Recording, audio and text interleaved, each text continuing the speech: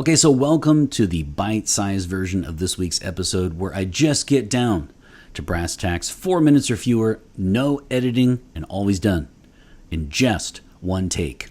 Hopefully, because in the full episode, I had a lot of bloopers this week. So I will make sure that I try not to be tongue-tied. This one right here is sent in by Jerry over at Lux Gentlemen's Society, so make sure you check out his website in the description box, and you get a whopping 10% off of coupon code if you put in TCG10. And so run over there and check out all the travel sprays. So this one was sent in, and I was originally going to review the original along with the flanker, which is intense.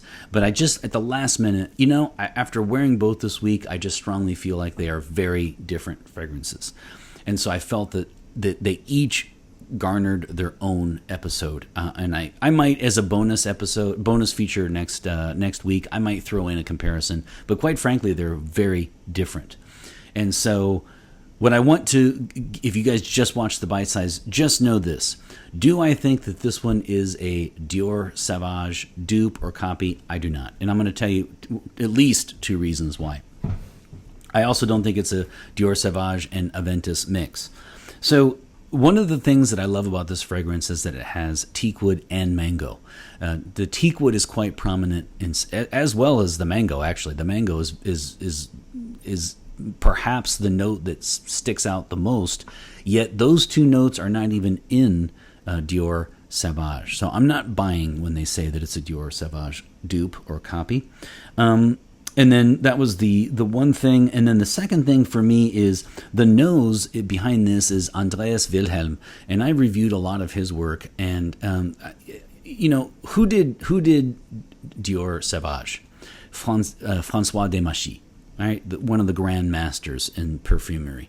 So I get that. But Andreas Wilhelm is not, to me, too far behind in the sense that he doesn't strike me as a parfumer that would just full on copy another's work. And so both of those to me really suggest that this is not a copy or dupe of Dior Sauvage. I will talk a little bit more about that next week with the intense version, but for right now, if you're watching this as a one-off, this is the first time you're checking me out, just know that, I differ from other commenters and perhaps reviewers, I don't know, but I'm not on the dupe train. I feel like this one really holds its own as an individual, separate, independent release that I really enjoyed a lot, and I'm going to keep enjoying all weekend.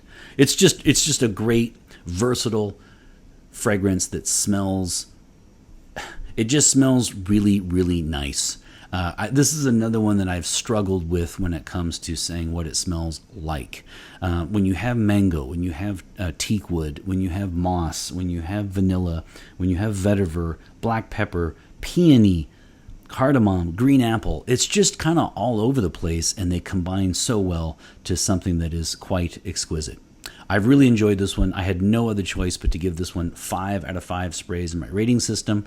You have a great week, and I look forward to seeing you next Friday. And happy Friday the 13th.